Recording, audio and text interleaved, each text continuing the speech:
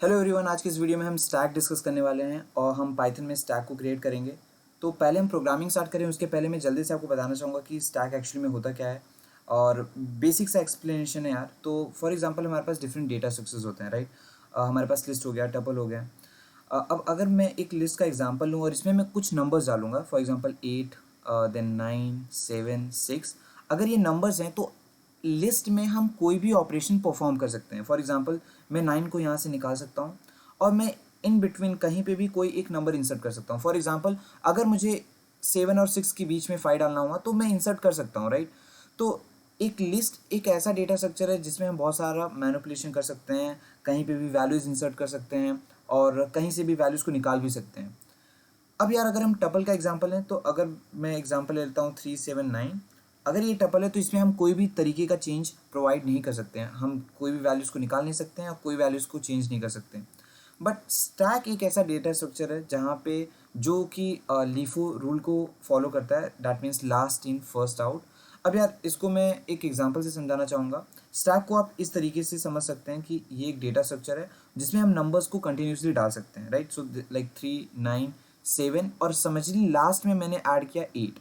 तो अगर मुझे 7 को रिमूव करना है तो it is very important to remove 8 first, क्योंकि 8 एक ऐसा एलिमेंट है जो मैंने लास्ट में ऐड किया था, राइट। तो यहाँ पे ये लास्ट एलिमेंट था जो हमने ऐड किया था और वही पहला एलिमेंट होगा जो बाहर निकल सकता है, and that's why it follows LIFO rule. और इसे हम लिस्ट की तरीके तरह भी रिप्रेजेंट कर सकते हैं। फॉर एग्जांपल 3, 9, 7, 8 कुछ इस तरीके से, जहाँ पे ये लास्ट एलिमेंट है और इसे ही हम सिर्फ रिमूव कर सकते हैं, बाकी किसी भी एलिमेंट को नहीं कर सकते हैं। तो कुछ इस तरीके से स्टैक वर्क करता है। अब अगर हम स्टैक का इम्प्लीमेंटेशन पाइथन में कर रहे हैं तो हमें कुछ इस तरीके से प्रोग्राम लिखना पड़ेगा ताकि हम किसी भी वैल्यू को ना निकाल सकें, ताकि जब भी मैं बोलूँ कि मैं कुछ निकालना चाहता हूँ, वैल्यू को रिमूव करना चाहता हूँ, तो ये लास्ट एलिमेंट को ही निकाले बस।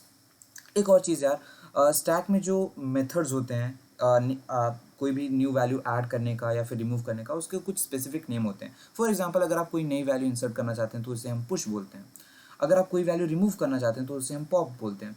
अगर आप लास्ट वैल्यू को देखना चाहते हैं तो उसे हम पीक बोलते हैं, राइट।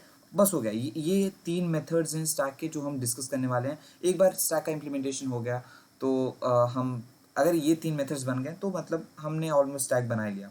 साथ में हम डिस्प्ले मेथड बनाएंगे ताकि हम वैल्यूज़ को देख सकें। तो जल्दी से मैं वी एस कोड में आ जाऊँगा यार, और सबसे पहले मैं एक मेन फाइल बना लूँगा यहाँ पे, और यहीं पे मैं प्रोग्राम लिखने वाला हूँ। तो सबसे पहले मैं यहाँ पे क्लास बनाऊँगा जिसे मैं स्टैक का नाम दे दूँगा, और एक कंस्ट्रक्टर, और इस कंस्ट्रक्टर में मैं कुछ भी नहीं लूँगा क्योंकि मैं यहाँ पे इनिशियलाइज़ करने वाला हूँ इस चीज़ को यार।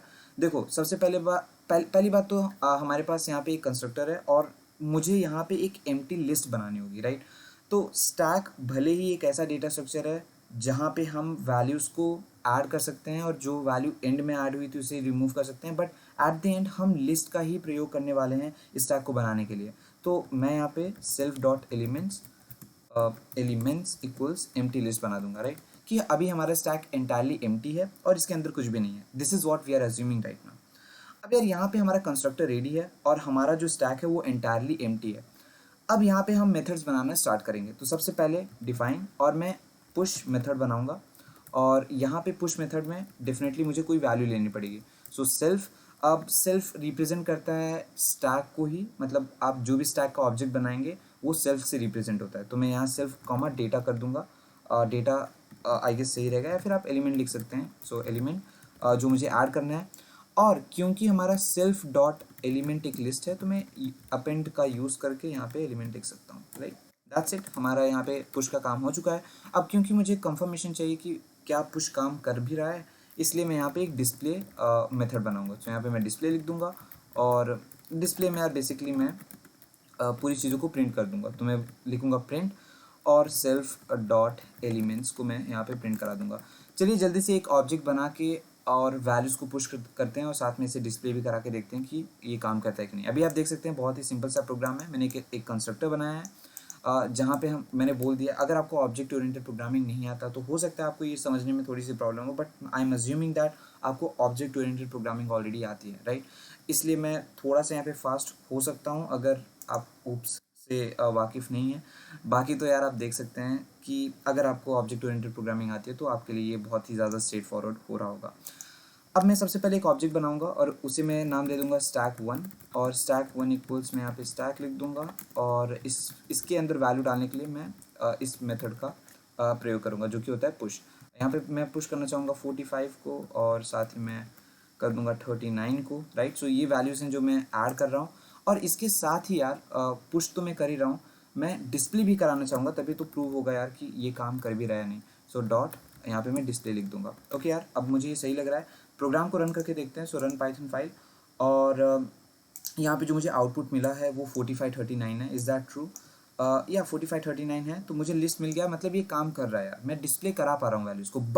बट मुझे अब यहाँ पे एक पॉप मेथड भी बनाना है, तो मैं यहाँ पे पॉप मेथड बनाने के लिए डिफाइन पॉप कर दूंगा और इसे सेल्फ लिखूंगा। यहाँ पे मैं कोई भी एलिमेंट नहीं ले रहा हूँ, ना इंडेक्स वैल्यू ले रहा हूँ, क्योंकि यार रूल फिक्स है, आप कहीं भी नहीं डाल सकते कुछ भी।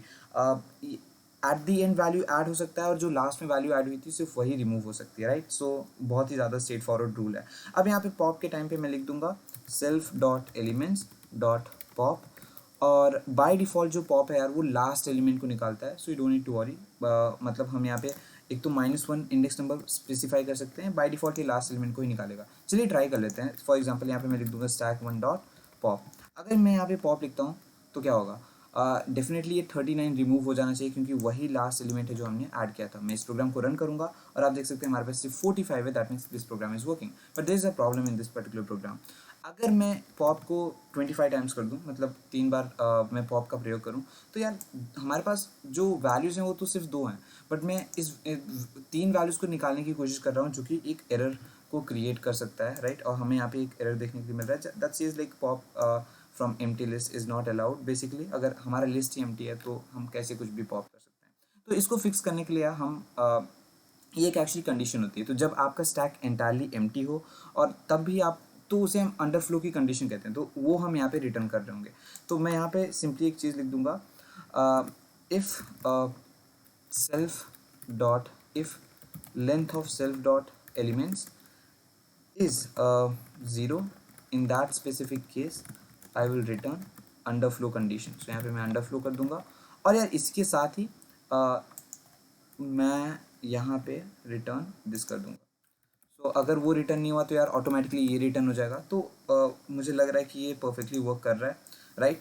अब यार इसके बाद यहाँ पे हम आगे बढ़ते हैं और यही सेम चीज़ हम पीक के साथ करेंगे। तो पीक एक मेथड होता है जो हमें बताता है कि कौन सी वैल्यू क्या है। तो मैं डिफाइन पीक सेल्फ और यहाँ पे मैं बेसिकली यही सेम चीज़ लिखूँगा। अगर ये हुआ तो मैं रिटर्न कर दूंगा अंडरफ्लो कंडीशन, अदरवाइज मैं सिर्फ वैल्यू को रिटर्न करूँगा, मैं वैल्यू निकालूंगा नहीं, मैं लिखूँगा रिटर्न सेल्फ डॉट एलिमेंट्स और -1। सो यहाँ पे मैं पॉप कर रहा हूँ, मतलब मैं वैल्यू को रिटर्न कर रहा हूँ, तो उसमें भी यार मैं वैल्यू को निकालने के बाद पॉप मेथड यूज़ करने के बाद उसे रिटर्न कर रहा हूँ, यहाँ पे सिर्फ रिटर्न कर रहा हूँ। So I guess now it should be working properly. अगर मैं इस प्रोग्राम को रन करता हूँ कोई भी एरर नहीं है, मुझे यहाँ पे ब्रैकेट्स देखने के लिए मिल रहा है और जब भी मैं पॉप यूज़ करूँ यार मैं डायरेक्टली चीज़ें प्रिंट भी कर सकता हूँ। तो अगर मैं यहाँ पे लिखूँ प्रिंट stack1 डॉट पीक, तो इस जगह पे यार डेफिनेटली मुझे अंडरफ्लो की कंडीशन मिलनी चाहिए जो कि वर्क कर रहा है, राइट।